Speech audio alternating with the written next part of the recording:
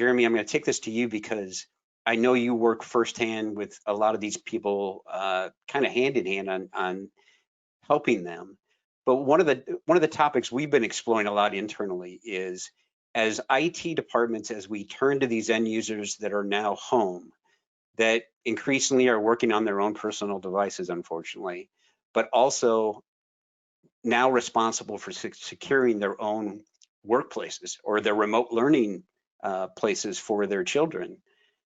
How much can we expect these people to take care of on their own?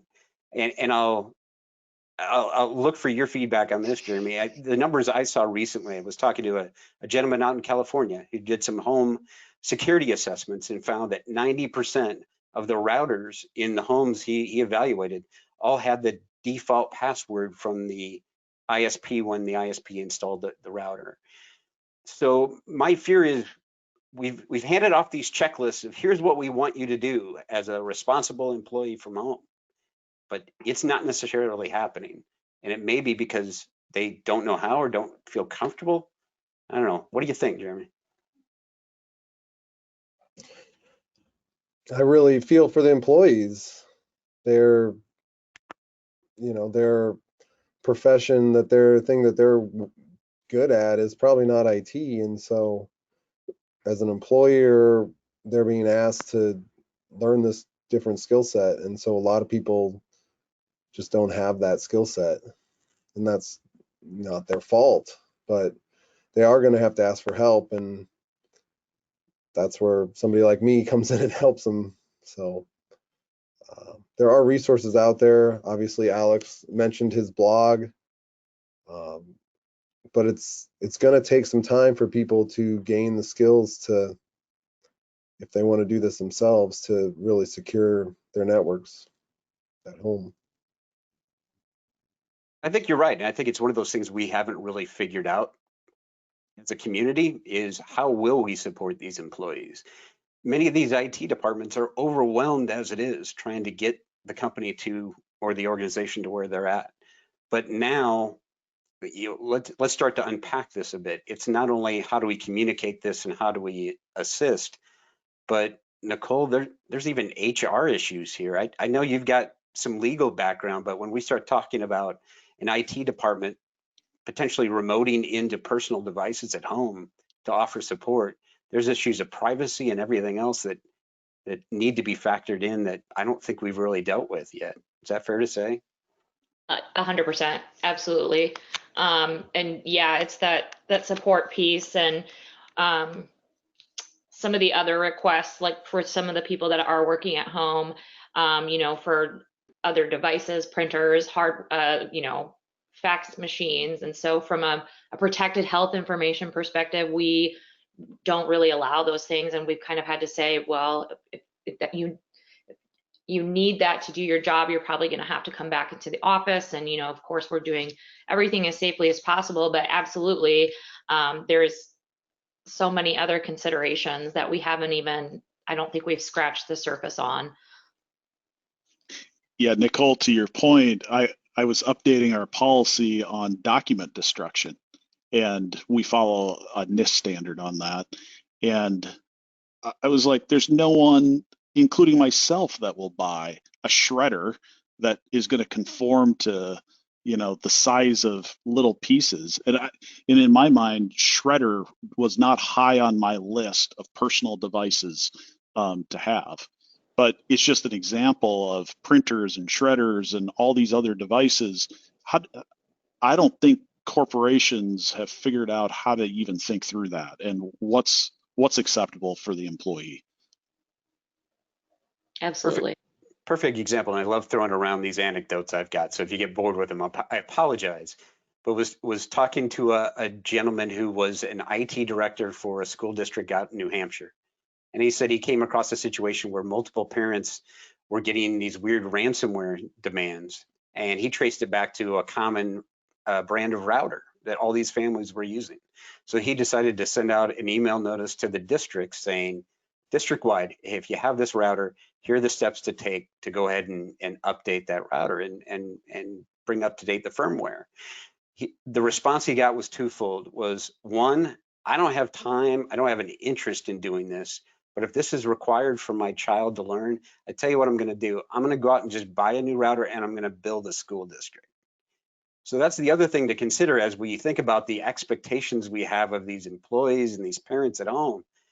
Can they do it? That's one thing, but will they do it? Do they have time? Do they have an interest in doing this? And what do we need to do to shape the culture? And this isn't just organizationally, but nationwide, to be thinking about cybersecurity and what our collective responsibilities are. So, Jeremy, do you sense in the people you're talking to at least a willingness to learn, or is that why they're talking to you? They want you to just come in and do it. They don't want any part of doing it on their own. There's a lot of people that just don't have time. I mean, with school being at home now, parents are trying to work their full-time job, plus watch the kids and do school, and life's changed. So it's just hard. So a lot of companies are providing, ISPs will provide equipment that people can maintain, that will update via your phone.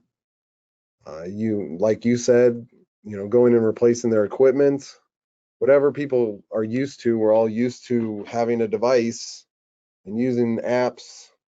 And so if you need to go buy a newer router that you can update with your phone, or that works with an interface that you understand, I think that's where the future is headed, as we try to push the knowledge out to more and more people that are working from home.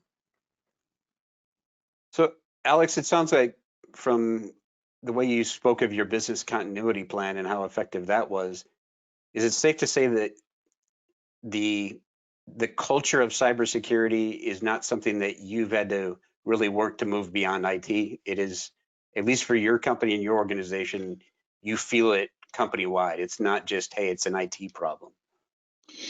Yeah, I would say that's fair, Corey. The background for Kingland is we write code, we deploy that code, and we operate that code for our clients. And because of that, we've had to have security for some time.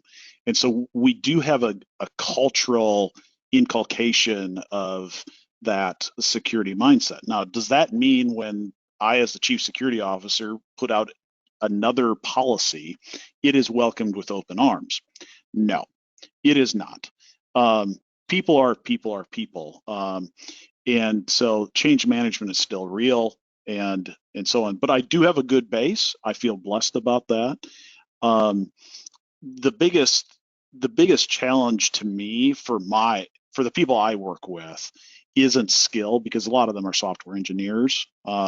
And so they clearly understand how to configure routers and things like that.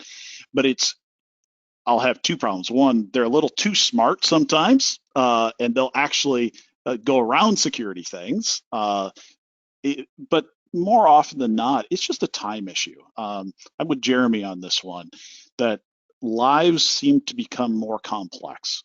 It is easier just to walk inside the fortress, and once you're in the fortress, everything's taken care of. Now I have to worry about creating my own fortress at home.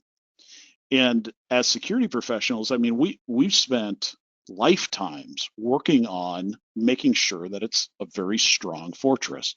And so I think that to the degree that tool providers can package things in, as you said, Jeremy, in the iPhone, so I can click buttons and just schedule things, the better. I personally upgraded my own network. And I moved to something that is like that, where I can now just schedule firmware updates, security updates, and it's not set it and forget it, because I just enjoy looking at it personally. But it's much easier than, if I wanted to write a check for some Cisco gear of 10 years ago and go in and run SSH commands. I mean, who's going to learn how to do that? No one. So then I have a skill set and a problem with time. I think the technology is advancing so the skill set can be reduced some, but the time issue doesn't go away. I have 2 small children at home. They'd much prefer to see me play with them than me to play with a router. And that's what every parent's going to go through. And so I see that as probably the #1 social challenge or new social challenge around this. Just like phishing attempts has always been a challenge. Now I have to deal with routers too. What's next? I think that's what people are going to think through, and they're just going to make personal choices no matter what we do.